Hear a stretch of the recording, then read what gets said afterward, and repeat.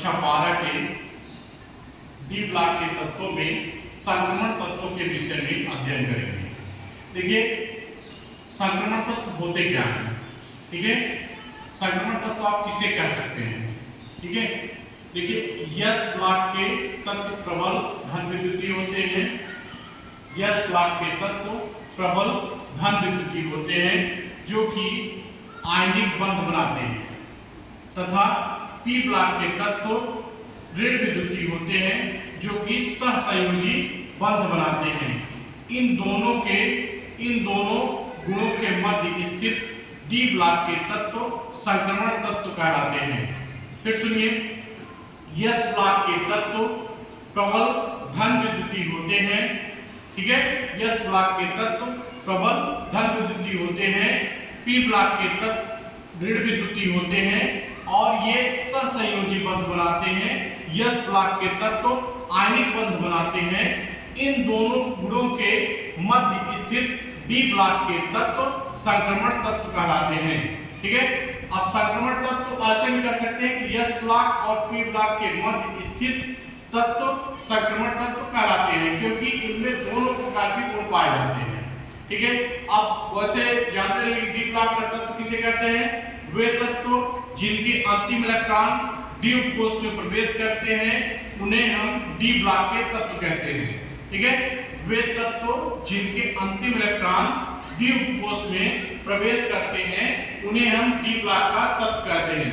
अब जो D block के तत्व होते हैं उनको 4 श्रेणियों में बांटा गया है। पहला है प्रथम अर्थात 3D श्रेणी, दूसरा है द्वितीय, ठीक है, जिसको आप कह सकते हैं 4D श्रेणी, तृतीय जिसको आप कह सकते हैं 5D श्रेणी, और चतुर्थ जिसको आप कह सकते हैं 6D श्रेणी।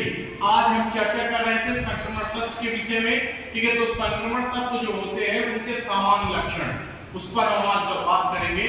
तो संक्रमण तत्वों के जो सामान्य लक्षण होते हैं उसमें पहला होता है कि जो भी संक्रमण तत्व होते हैं उनमें क्षैतिज समानताएं उतनी नहीं होती है। ऐसा कह सकते हैं आप, संक्रमण तत्वों में ऊर्ध्वाधर समानता उतनी नहीं होती है जितनी की क्षैतिज समानताएं होती हैं, ठीक है। फिर सुनेंगे, संक्रमण तत्वों में उतनी ऊर्ध्वाधर समानताएं नहीं पाई जाती हैं जितनी की क्षैतिज। अर्थात जब आप देखेंगे तो ये 4 प्रकार के, जैसे इनके जो डी ब्लॉक ऐसे बनाए गए हैं, डी ब्लॉक, ठीक है। डी ब्लॉक में 4 भाग होते हैं, ठीक है। 3D श्रेणी, 4D श्रेणी, 5D श्रेणी और 6D श्रेणी, ठीक है।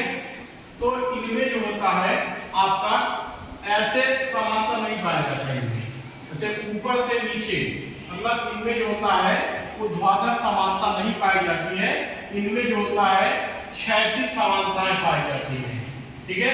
इनमें क्षैतिज समानता पाई जाती है। इसको आप कह सकते हैं कि यह जो है इनका संक्रमण धातुओं का पहला लक्षण होता है। इसके बाद संक्रमण धातुएं जो होती हैं वो परिवर्तित ऑक्सीकरण संख्या को व्यक्त करती हैं।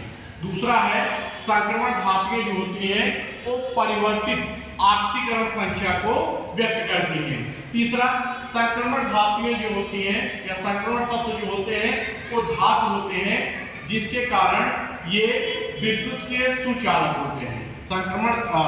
संक्रमण तत्व जो होते हैं वो धातु होते हैं और ये विद्युत के सुचालक होते हैं, ठीक है। इसके बाद अगला पॉइंट कि संक्रमण तत्वों का जो गलनांक होता है, क्वथनांक होता है, वो उच्च होता है। संक्रमण धातुओं का गलनांक तथा क्वथनांक उच्च होता है, ठीक है। इनमें तन्यता का गुण पाया जाता है, आघातवर्धनीयता का गुण भी पाया जाता है।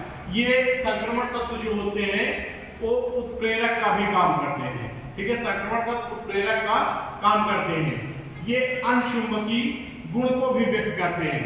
संक्रमण तत्व जो होते हैं अनचुंबकीय गुण को भी व्यक्त करते हैं। इसके बाद फिर अगला पॉइंट है कि संक्रमण तत्व जो होते हैं वो रंगीन यौगिक बनाने की प्रवृत्ति रखते हैं। संक्रमण तत्व जो होते हैं वो रंगीन यौगिक बनाने की प्रवृत्ति रखते हैं, ठीक है। इसके बाद संक्रमण तत्व मिश्र धातु अथवा अंतराकाशी यौगिक बनाने की भी प्रवृत्ति रखते हैं। तो इस तरीके से आप संक्रमण तत्वों के सामान्य लक्षण को समझ सकते हैं। शेष बातें आपको अगले क्लास में बताएंगे। धन्यवाद।